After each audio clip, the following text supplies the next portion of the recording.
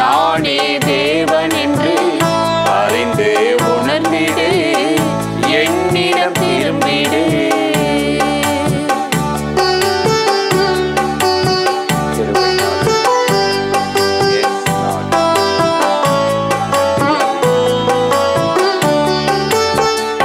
இங்கும் அங்கும் ஓடும் போது கவனம் என சொல்லவில்லையா?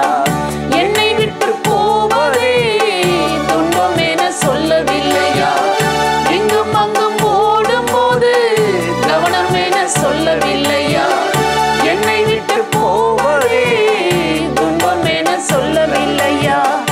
இன்றே வந்திடு, என்னை நம்பிடு, உன்னை தாழ்த்திடு, உயர்வை பெற்றிடு.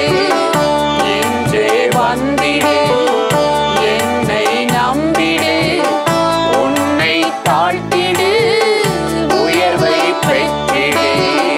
நீயும் அமர்ந்திருந்து நானே தேவன் என்று அறிந்து உணர்ந்திடு, என்னிடம் திரும்பிடு.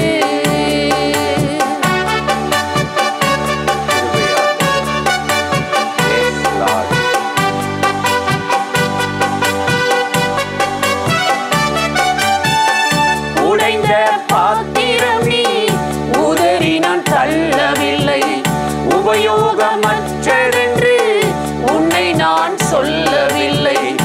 உடைந்த பாத்திரம் நீ உதறி நான் தள்ளவில்லை, உபயோகமற்றதென்று உன்னை நான் சொல்லவில்லை. ஆத்துமாவை அடக்கியே அமர்ந்து ஆராய்ந்திடு, உன் நிலை உணர்ந்திடு, மேன்மை அடைந்திடு. ஆத்துமாவை அடக்கியே அமர்ந்து ஆராய்ந்திடு, உன் நிலை உணர்ந்திடு, மேன்மை அடைந்திடு. நீயும் அமர்ந்திருந்து நானே தேவன் என்று அறிந்து உணர்ந்திடு, என்னிடம் திரும்பிடு.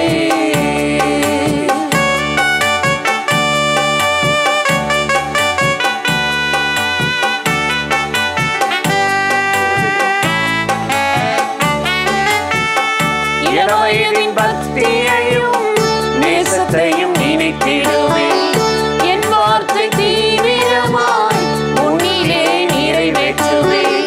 இளவயதின் பக்தியையும் நேசத்தையும் நினைத்திடுவேன், என் வார்த்தை தீவிரமாய் உன்னிலே நிறைவேற்றுவேன். சின்ன பிள்ளை என்று சொல்லாதே, உன்னோடு இருக்கிறேன். கட்டவும் நாட்டவும் உன்னை நான் தெரிந்து கொண்டேன். சின்ன பிள்ளை என்று சொல்லாதே, உன்னோடு இருக்கிறேன். கட்டவும் நாட்டவும் உன்னை நான் தெரிந்து கொண்டேன். நீயும் அமர்ந்திருந்து நானே தேவன் என்று அறிந்து உணர்ந்திடு, என்னிடம் திரும்பிடு. நீயும் அமர்ந்திருந்து நானே தேவன் என்று அறிந்து உணர்ந்திடு, என்னிடம் திரும்பிடு. அல்லேலூயா, அல்லேலூயா,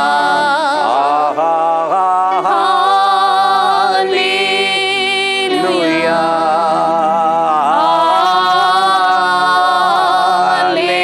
அல்லேலூயா. பிரியமானவர்களே, ஆண்டவராகிய இயேசுவின் நாமத்தினாலே இந்த காலை நேரத்தில் இயேசுவை தினம் பார்ப்போம் என்ற இந்த நிகழ்ச்சியின் மூலமாக உங்களை சந்திப்பதில் மிகுந்த மகிழ்ச்சி அடைகிறேன். கர்த்தர் நல்லவர், கிருபையும் இரக்கமும் நிறைந்தவர். இந்த நாளிலும் கட்டாயம் உங்களை ஆசீர்வதித்து நன்மையாலே கிருபையாலே நிரப்பி வழி நடத்துவார். இன்று கூட ஒரு வசனத்தை உங்களுக்கு ஞாபகப்படுத்தி ஜெபம் பண்ணுவது நல்லது என்று உணர்ந்தேன்.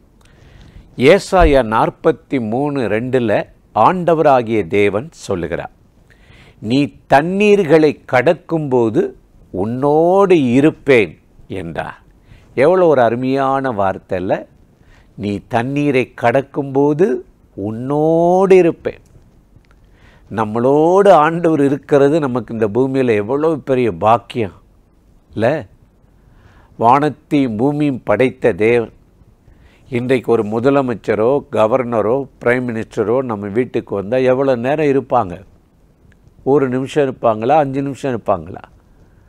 ஆனால் அவர் சொல்லுகிறார், உலகத்தின் முடிவு பரியந்தம் நான் உங்களோடு இருப்பேன் இருக்கிறார். எவ்வளோ பாக்கியம் இல்லை? அதை நம்ம அறியறதும் இல்லை, உணர்றதும் கிடையாது. நமக்கு பணம் இருக்கணும், நமக்கு ஆள் பலம் இருக்கணும், நமக்கு திறமை இருக்கணும், இப்படி தான் நம்ம நினச்சிக்கிட்டு இருக்கிறோம். ஆண்டவராகிய தேவன் சொல்லுகிறார், நான் உன்னோடு இருப்பேன் என்றார். அதுக்கு தாங்க இயேசு இந்த பூமிக்கு இறங்கி வந்து இம்மானுவேல் என்றாராய் நம் மத்தியிலே வாசம் பண்ணினார். மத்தேயு 1:23 பார்க்குறோம். இம்மானுவேல் என்றால் கர்த்தர் நம்மோடு, தேவன் நம்மோடு. அவர் இன்றைக்கு நமக்குள் இருக்கிறார், வாழ்கிறார், ஜீவிக்கிறார் என்ற செய்தி தான் பரவணும். எனக்கு ரொம்ப கடன் இருக்குது, பிரச்சனையாக இருக்குது, தரித்திரமாக இருக்குது, வியாதியாக இருக்குது, இது இருக்கிறதுக்காக ஆண்டவர் நமக்கு வாசம் பண்ண வரல. அவர் நமக்குள்ளே இருக்கிறார் என்ற செய்தி தான் பரவணும். மார்க் 2:1 பார்க்கும் பொழுது வீட்டில் இயேசு இருக்கிறார் என்ற செய்தி பரவியதாம். அந்த செய்தி தான் இன்றைக்கி உங்களுக்குள்ளே, அவனோடு இருக்காரப்பா, அவன் குடும்பத்தோடு இருக்கிறார், கையின் பிரயாசத்தோடு வேலையில் இருக்கிறார், பிள்ளைகளுடைய படிப்பில் இருக்கிறார் என்ற செய்தி தான் பரவணும்.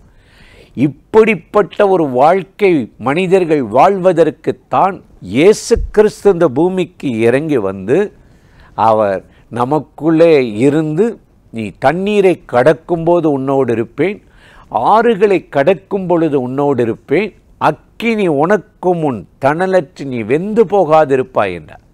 இந்த ஆண்டவர் இருக்காரா? அப்பப்போ செக் பண்ணுறீங்களா? பேங்கில் பணம் இருக்கான்னு செக் பண்ணுறோம்ல, அந்த மாதிரி நமக்குள்ளே இருக்காரான்றது பார்க்கணும். டெஸ்ட் பண்ணி பாருங்கள். அப்பப்போ நமக்குள்ளே இருக்கிறாரா என்று சோதித்து டெஸ்ட் பண்ணி பாருங்கள். 2 கொரிந்தியர் 13:5 அப்போஸ்தலனாகிய பவுல் சொல்லுகிறார், இயேசு கிறிஸ்து உங்களுக்குள் இருக்கிறாரா என்று சோதித்து பாரு. அவர் இருக்கிறார் என்பதை எப்படி சோதித்து பார்க்கணும்னா, பாடுகள், உபத்திரங்கள், போராட்டங்கள், பிரச்சனை வரும்போது தான் தெரியும். நம்ம முறுமுறுக்கிறோமா, தடுமாறுகிறோமா, குறை சொல்கிறோமா? தானியேலை சிங்க குகையில் தூக்கி போட்டாங்க, கோபமாகி, வெறுப்பாகி, எரிச்சலாகி. ஆனால் அந்த தூக்கி போட்ட ராஜா அடுத்த நாள் காலையில் கேட்குறான், தானியேல் 6:20, தானியேலே, ஜீவனுள்ள தேவனுடைய தாசனே, நீ இடைவிடாமல் ஆராதிக்கிற தேவன் உன்னை சிங்கங்களின் வாய்க்கு தப்புவிக்க வல்லவராயிருந்தாரா?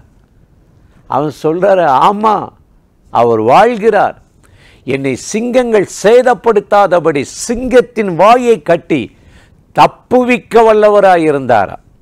அந்த ஆண்டவர் இன்னைக்கு உங்கள் குடும்பத்துக்கு வல்லவராய் இருப்பார். பலவீனராய் அல்ல, தோல்வியாய் அல்ல. உங்கள் வேலைக்கு, உங்கள் வருமானத்துக்கு, உங்கள் குடும்பத்துக்கு, பிள்ளைக்கு, ஜெப ஜீவியத்துக்கு, ஊழிய பாதைக்கு போதுமானவராய் இருப்பார். ஆகவே தான் அவர் சொல்லுகிறார், தண்ணீரை கடக்கும்போது உன்னோடு இருப்பேன், ஆறுகளை கடக்கும்போது உன்னோடு இருப்பேன் என்றார். இன்றைக்கு இந்த காலை நேரத்தில் இந்த நிகழ்ச்சியில் இணைந்து இந்த வார்த்தைகளை கேட்கிற என் அன்பு சகோதர சகோதரிகளை, இந்த இரவு ஆண்டவர் உங்களோடு இருந்து உங்களை தப்புவித்து ஆசீர்வதித்து கட்டாயம் வழி நடத்தப் போகிறார். அந்த தேவாதி தேவனை நோக்கி நாம் இப்பொழுது ஜெபிப்போமா? அன்பும் இரக்கமும் கிருபையும் நிறைந்த நல்ல ஆண்டவரே, இந்த ஆசீர்வதிக்கப்பட்ட நாளுக்காக, நேரத்துக்காக, கிருபைக்காக, இரக்கங்களுக்காக உமக்கு நன்றி.